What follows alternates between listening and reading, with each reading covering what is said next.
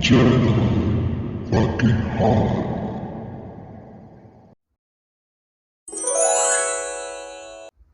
Marhaban bikum jami'ah. Pada kesempatan kali ini kita akan membahas suatu kitab tafsir dengan judul Daf'u Ihamil Ittirab an Ayatil Kitab. Pada kali ini kita akan membahas makanan Bani Israel yang disebutkan dalam Al-Quran, yaitu Al-Manna was-Salwa. Jangan kemana-mana, kita akan membahas setelah yang satu ini. Ya, kali ini Bani Israel diberi keutamaan dan fadilah yang tidak diberikan oleh umat yang lain selain Bani Israel.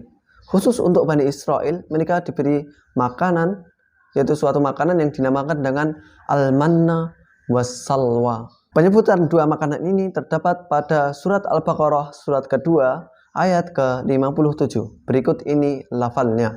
Wa anzalna 'alaikumul manna was-salwa kulu min thayyibati ma razaqnakum. Wa anzalna, dan kami Allah turunkan, 'alaikumul manna, atas kalian, yaitu Bani Israel, al-manna was-salwa. Kulu, makanlah kalian, min thayyibati, dari yang thayyib, yang baik, ma razaqnakum, apa-apa yang kami berikan rezeki kepada kalian. Dari ayat ini kita tahu bahwasanya Bani Israel dimuliakan oleh Allah Subhanahu wa taala, diberi kenikmatan, diberi keutamaan yang tidak diberikan oleh umat-umat yang lain, yaitu makanan berupa satu alman, dua as-salwa.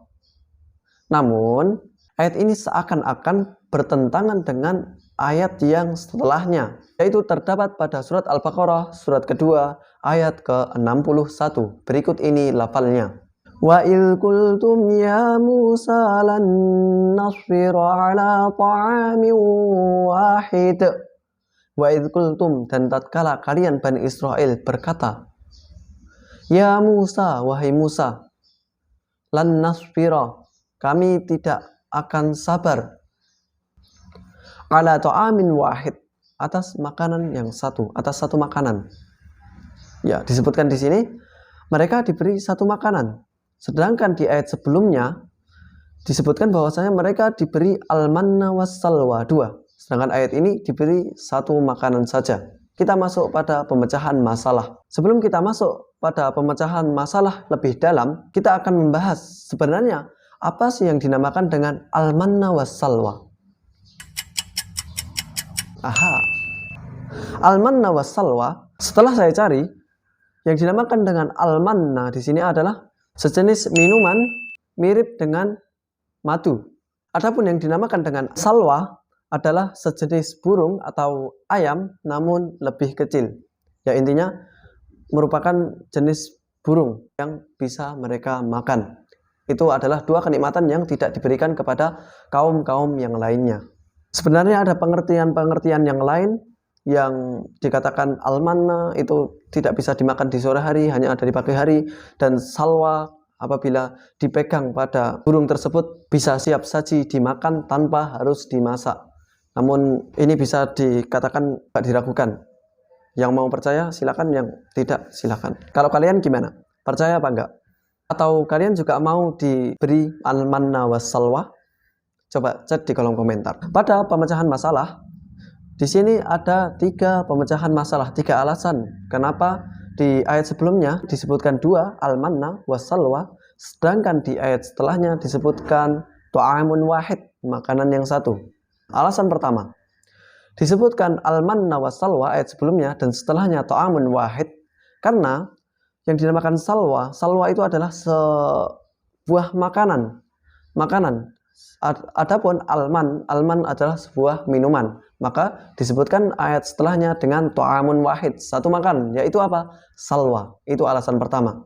Alasan kedua, kenapa disebutkan ta'amun wahid, satu makanan? Karena secara bahasa, tentunya bahasa Arab, yang dinamakan beberapa jenis makanan yang ada di dalam satu hidangan, misalnya di dalam satu meja, maka disebutkan satu makanan. Namun di dalamnya terdapat makanan-makanan yang banyak. Itu menurut bahasa Arab. Bagaimana menurut kalian dalam bahasa Indonesia? Dan alasan kedua ini dianggap lebih dekat kepada kebenaran karena tidak mendefinisikan al-manna wassalwa. Karena al-manna wassalwa tadi definisinya masih diperselisihkan. Adapun alasan yang ketiga disebutkan dengan ta'amun wahid karena makanan mereka tidak berubah-ubah. Jadi tiap hari mereka makan salwa, mereka mengambil manna, al-manna wassalwa, tiap hari mereka makan itu. Jadi tidak berubah-ubah menu dari yang mereka makan.